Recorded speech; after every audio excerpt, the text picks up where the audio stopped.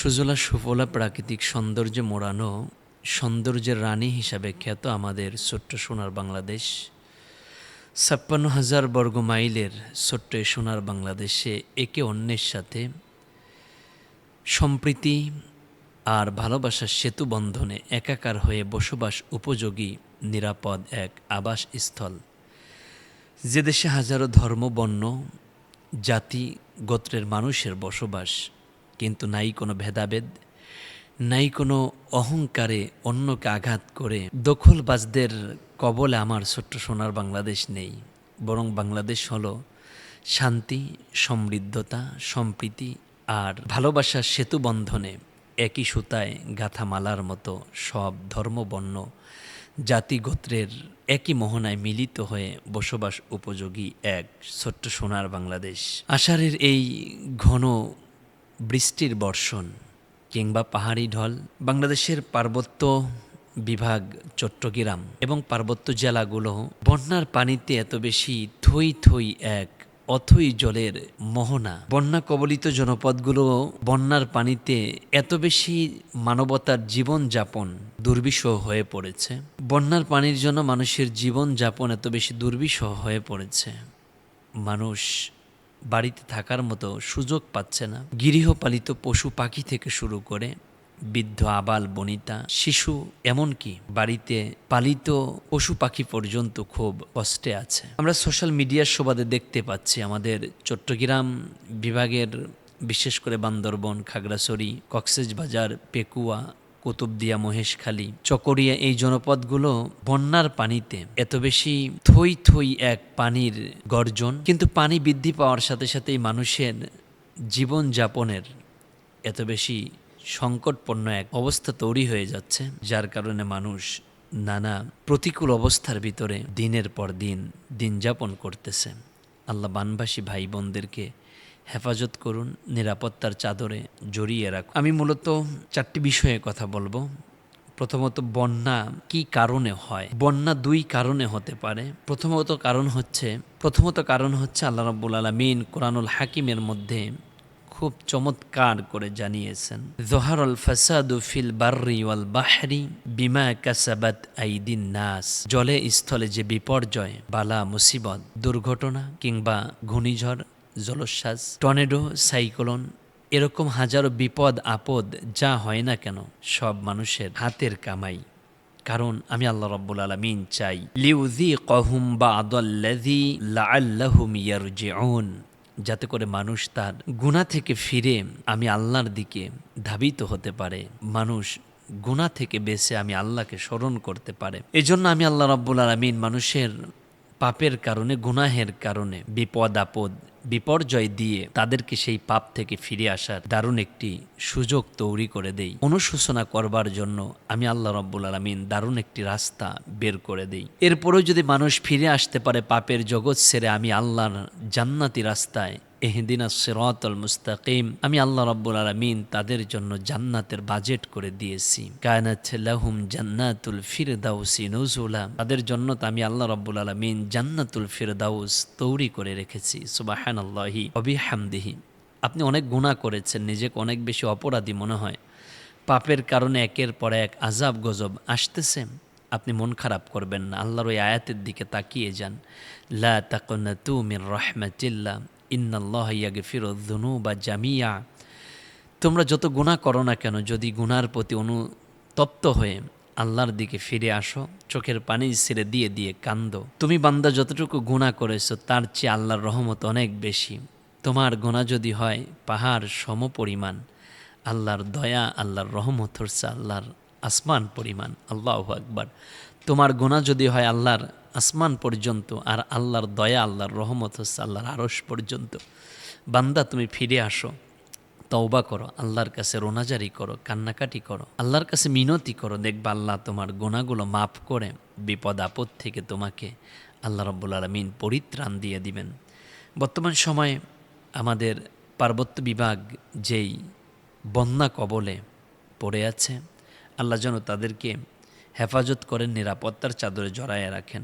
দ্বিতীয়ত কারণ, আল্লাহ রাব্বুল আলামিন বিপদ আপদ, বালা মুসিবত দিয়ে তার বান্দাবান্দিকে পরীক্ষা করেন এ ব্যাপারে আল্লাহ সূরা বাকারার 155 নম্বর আয়াতে চমৎকার করে জানিয়েছেন, ওয়ালানাবলুওয়ান্নাকুম বিশাইইম মিনাল খাউফি ওয়াল জুই ওয়া নাকসিম মিনাল আমওয়ালি ওয়াল আনফুসি ওয়াস সামারাত ওয়াবাশশিরিস সাবিরিন। আমি আল্লাহ রাব্বুল আলামিন তোমাদের ক্ষুধা দিয়ে, তোমাদের ভয় ভীতি দিয়ে, তোমাদের সন্তান কেড়ে নিয়ে, হাজারো বিপদ আপদ দিয়ে তোমাদেরকে পরীক্ষা করি, কারণ এই পরীক্ষায় তোমরা উত্তীর্ণ হতে পারবে কিনা।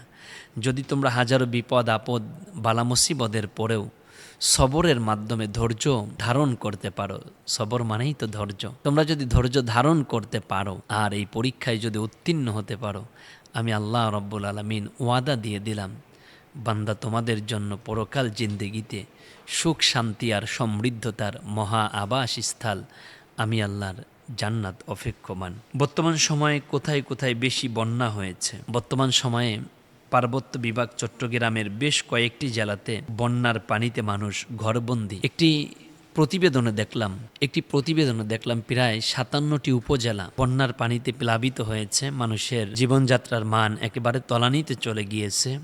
পানিবন্দী মানুষ ঘরের ভিতরে বন্দী হয়ে আছে। তাদের খাবার দাবার থেকে শুরু করে নিরাপত্তার খুব অভাব হয়ে যাচ্ছে। এই মুহূর্তে আমাদের করণীয় কি?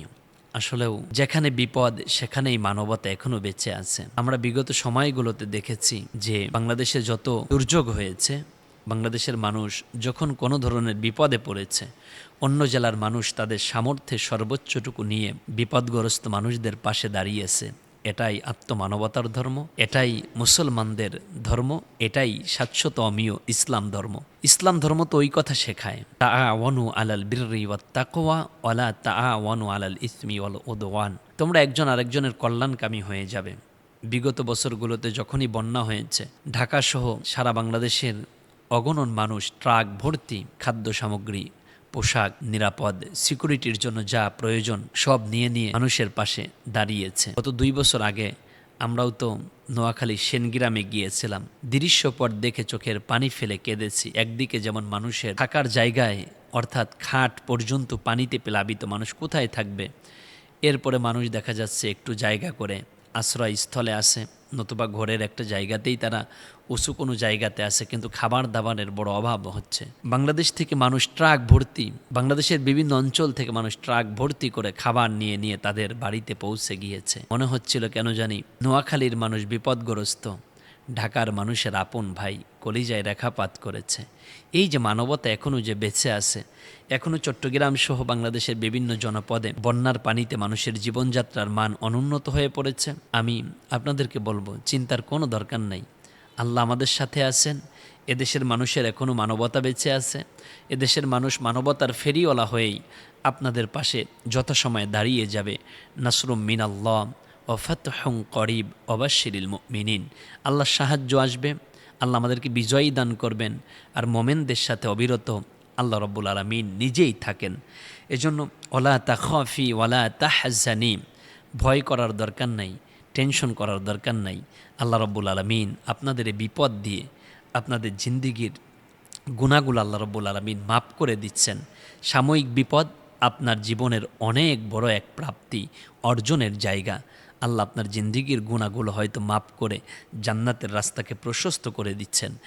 এই মুহূর্তে আমরা যারা মানবতার ফেরিওয়ালা হিসেবে কাজ করে যাচ্ছি, যারা মানুষের বিপদে পাশে গিয়ে দাঁড়িয়ে যান, তাদের উচিত হবে শুকনা খাবার, ঔষধ, স্যালাইন, এরপরে মহিলা মা বোনদের জন্য স্যানিটারি ন্যাপকিন, বাচ্চাদের জন্য ডায়াপার, সেখান থেকে নিয়ে গামছা, মোমবাতি, গ্যাস লাইট, শুকনা মুড়ি, চিরা, একটু চিনি, গুড়, এই ধরনের খাবারগুলো নিয়ে আপনারা আপনাদের যার যার জায়গা থেকে এই বিপদগ্রস্ত ভাই বোনদের পাশে দাঁড়িয়ে যান। ইসলাম, মুসলিম, জাতিসত্তা, মানবতার কথা বলে আমরা মানবতার ফেরিওয়ালা হয়ে সবার পাশে দাঁড়াতে চাই। ইসলাম যে সত্য ধর্ম, মানবতার কল্যাণের কথা বলে, সেটা আবার সমগ্র বিশ্বের মানুষের কাছে প্রেজেন্টেশন করে জানিয়ে দিতে চাই। মুসলমানদের ধর্ম তো ওই ধর্ম, মানুষের বিপদে পাশে দাঁড়িয়ে যায়। আল্লাহ রব্বুল আলামিন বানভাসী ভাই বোনদেরকে নিরাপত্তার চাদরে জড়াইয়ে রাখুন। আমরা যারা এখনও ভালো আছি, আল্লাহ যেন আমাদেরকে রহম করেন এবং মানবতার ফেরিওয়ালা হিসাবে বানভাসী ভাই বোনদের পাশে দাঁড়ানোর সুযোগ করে দেন। আমার এই ভিডিও দেখার পরে কেউ যদি আপনারা চিন্তা করেন যে হুজুর আমি তো দেশের বাহিরে আছি, কিন্তু আমার ছোট্ট একটি অংশ, সেটা নিয়ে হয়তো আমি তাদের কাছে যেতে পারবো না। এরকম চিন্তা চেতনা যদি কারো মাঝে থাকে বা কেউ যদি চিন্তা করেন, তাহলে আমি যে মোবাইল নাম্বারটি বলতেছি বিকাশ নাম্বার, এই নাম্বারে আপনারা যদি অর্থ পাঠান, আমি এতটুকু বলবো, আমি একজন আলেম মানুষ, আপনার আমানত যথার্থভাবে যারা পাবার উপযুক্ত তাদের কাছে পৌঁছে যাবে ইনশাআল্লাহ। মোবাইল নাম্বারটা আমি আপনাদেরকে দিয়ে দিচ্ছি, বিকাশ পার্সোনাল 0181881807। সহজের জন্য পরের ডিজিটগুলো আমি তাড়াতাড়ি করে বাংলায় বলে ফেললাম। 0181881807 মনে রাখবেন। যদি আপনার সুযোগ হয় যে আপনি এই মহতি কাজে নিজেকে সামিল রাখবেন, তাহলে আপনি এই নাম্বারে বিকাশ করে যতটুকু পারেন পাঠাতে পারেন। আপনার আমানত যথার্থভাবে রক্ষণাবেক্ষণ করা হবে। যারা পাবার উপযুক্ত তাদের কাছে আপনার দেওয়া এই আমানতটুকু পৌঁছে যাবে, এতটুকু আমি আপনাদেরকে আশ্বস্ত করতে পারি। আমিন। আসসালামু আলাইকুম ওয়া রাহমাতুল্লাহি ওয়া বারাকাতুহু।